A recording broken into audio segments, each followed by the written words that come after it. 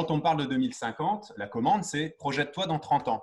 J'ai plutôt tendance à regarder dans la direction contraire qu'on me pointe la plupart du temps. Si on me dit solidarité dans 30 ans, qu'est-ce que c'était que la solidarité il y a 30 ans? Donc l'idée, c'était de se dire aussi, finalement, depuis 30 ans, il y a eu beaucoup d'accélération à tous les niveaux du biologique, à tous les niveaux de la vie. Dans 30 ans, on aura des choses qu'on est incapable de prédire aujourd'hui et qui seront en termes de technologie et de résolution de problèmes techniques effarantes, certes. Mais il me semble qu'il y a une chose qui ne change pas et qui restera constante. C'est d'une part le fait qu'on a des relations continues entre l'ensemble des composantes du vivant, des échanges qui sont réciproques, mais surtout dans lesquels n'importe quelle technologie, n'importe quelle avancée scientifique devra s'insérer nécessairement. C'est quand on efface ces relations, ça a des effets délétères. Peut-être qu'on pourrait se projeter, c'est qu'il sera important dans ces futurs métiers de valoriser des compétences du lien, des compétences de la relation à l'autre. Il faut être utopiste, il faut avoir une vision de la cité demain. Je pense qu'il y a besoin d'avoir une capacité à se révolter et à vouloir bouger pour mettre en œuvre ses convictions. Une capacité aussi à inventer. Il faut se laisser des espaces de liberté. On peut inventer que si on a une liberté dans sa tête et dans sa vie. Après, il y a un autre point qui me semble important, c'est la question de la transgression. Si on veut inventer des nouvelles formes, il faut être capable de transgresser notamment la loi. Il ne faut pas forcément rester dans le cadre, évidemment pas dans le cadre mental, mais pas forcément dans le cadre légal non plus. Avant, évidemment, de régulariser dans l'hypothèse positive, on constate, on observe une situation qui ne vous va pas et on dit j'ai envie de la faire bouger, on imagine, donc ça, imaginer, se laisser un espace de liberté, on agit, on évalue éventuellement et ensuite on pérennise.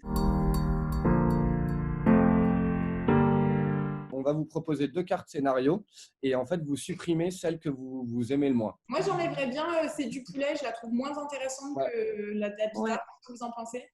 Moi, celle-là, je l'aime bien. Hein. Ouais, moi aussi, j'aime bien aussi. On enlève Habitat, c'est ça? Il est drôle. Ouais. La réalité dépasse presque la fiction. Ouais. Je sais pas. Je le trouve horrible, mais il est très intéressant, ceci. Voilà, on a déterminé la carte et puis on travaille sur les plus et les moins.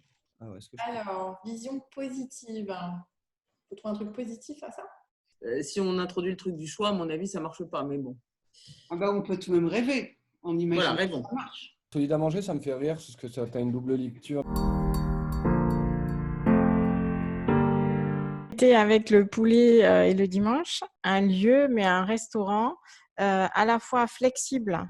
Et la cuisine serait faite, alors il pourrait y avoir un chef, mais avec tous les gens qui seraient là, s'ils veulent faire découvrir leur cuisine, leur spécialité. Alors nous, la carte, c'était les mains basses sur les villes. L'idée, en fait, on a mixé 2 cartes finalement parce qu'on aimait bien aussi Like Life. Passer d'une ville à l'autre, il va falloir un pass avec des likes. Et on pourrait avoir des likes selon le niveau de solidarité qu'on a.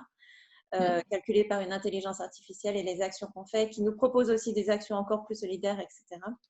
Et qui nous permettraient d'aller dans des villes plus haut de gamme, entre guillemets, qui nous donnent de la liberté. On a imaginé 2 métiers. Le premier, qu'on a appelé au féminin valorisatrice, qui consiste à récupérer et remettre en état des matériaux qui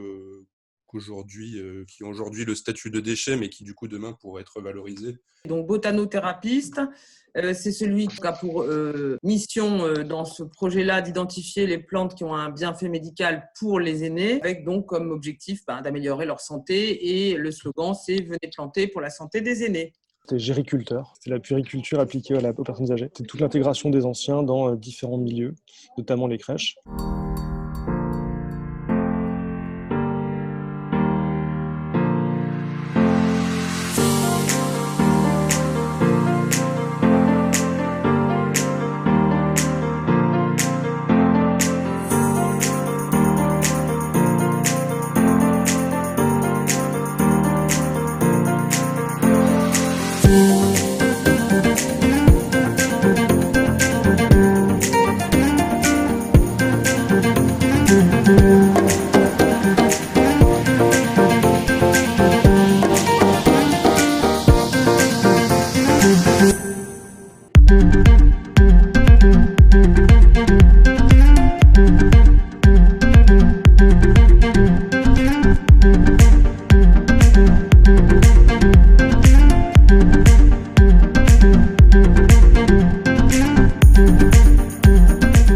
Je suis assez contente de voir qu'on est parti de scénarios.